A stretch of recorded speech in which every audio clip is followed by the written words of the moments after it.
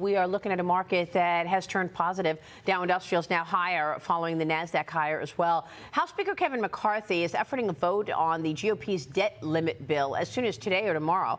The president has already threatened he will veto it. Here's what the president said about that bill yesterday. Same old trickle down dressed up in MAGA clothing. Only worse. Because this time, they're saying if they get their way, they will if they don't get their way, if Biden doesn't agree with them and agree to all the cuts, they're going to let the country default on its debt.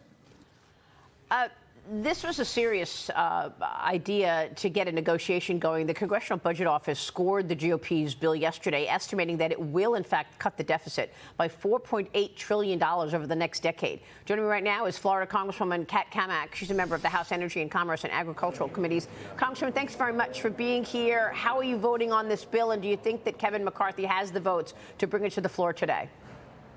Well, before jumping into that, Maria, I just have to point out that the Democrats are the ones responsible for getting us here to this point. They had every opportunity back in December to raise the debt ceiling limit. Instead, they wanted to play politics and put the American people last. They wanted to force Republicans into a position to then start the negotiations. So while we've been working, putting a package together that actually reduces deficits, that caps spending, and reins in this overreach of the Biden administration through the regulatory regime, this is what we're doing. Biden again is playing politics, saying he's not going to negotiate. He refuses to sign any deal that we come up with because he cares about his political agenda more than he does the American people. Yeah, no, I understand. But look, we know that there was some mixed reviews. You had one pocket of the membership who didn't think that you went far enough in terms of spending limits. You had another portion who wanted fewer subsidies.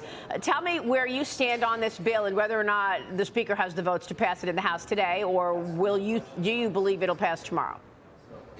You know, I never reveal how I'm going to vote until that happens on the House floor. But I will tell you this. There's a lot of good things in this bill. There's a lot of things that I'm not crazy about. Personally, I would have loved to seen a structured debt repayment payment as part of this package, because at some point we have to address the $31 trillion in national debt. But I think that's to come in the future. Again, this tackles a lot of the key issues that have been driving inflation and the debt, the spending. And as CBO scored it, it's $4.8 trillion in savings over 10 years. So it's a good start. I know that there's a lot of members that have key provisions that they want to nitpick about. Yeah. But again, this is a starting point. This isn't the final package, but we're stepping up. We're getting a package out, making the Senate act. This is what we have to do, and that's what leadership is all about, being willing to be criticized. So just to be clear, you're not a yes yet. You're not a yes yet, Congresswoman. He doesn't have the votes.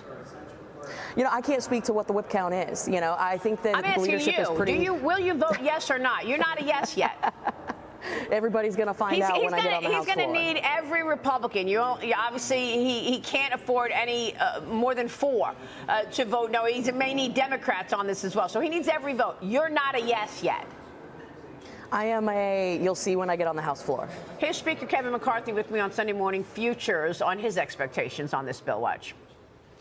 We do have a very small majority, only 5 seats, one of the smallest we've ever had. But I cannot imagine someone in our conference that would want to go along with Biden's reckless spending. What we're doing is we're being responsible fiscally and bringing our house back in order. It doesn't solve all of our problems, but it gets us on the right path. And this gets us to the negotiating table just as government and America expects us to do. We will hold a vote this week and we will pass it and we will send it to the Senate.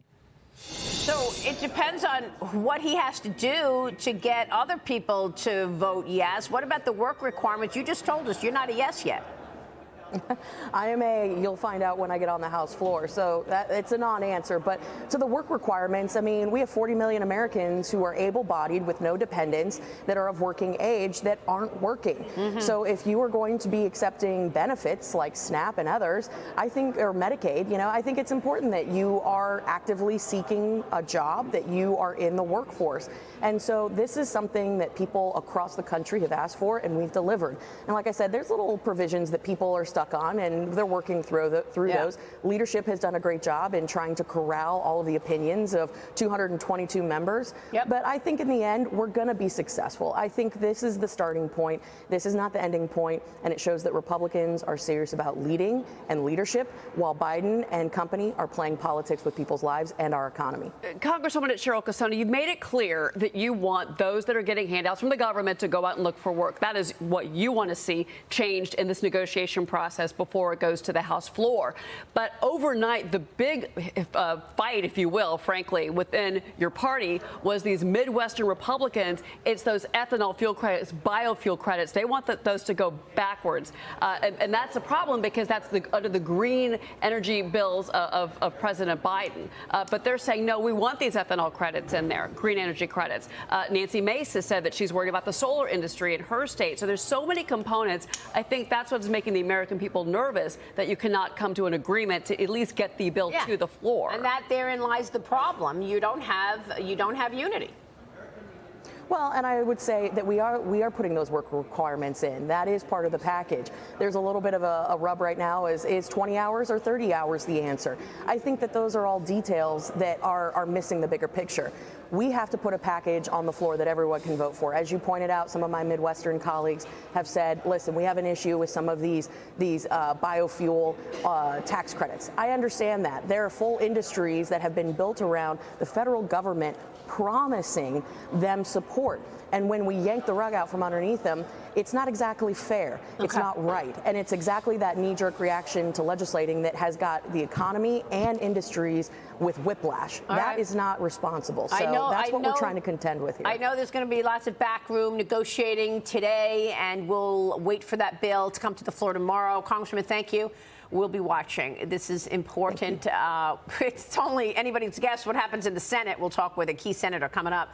Thank you very much, Congresswoman.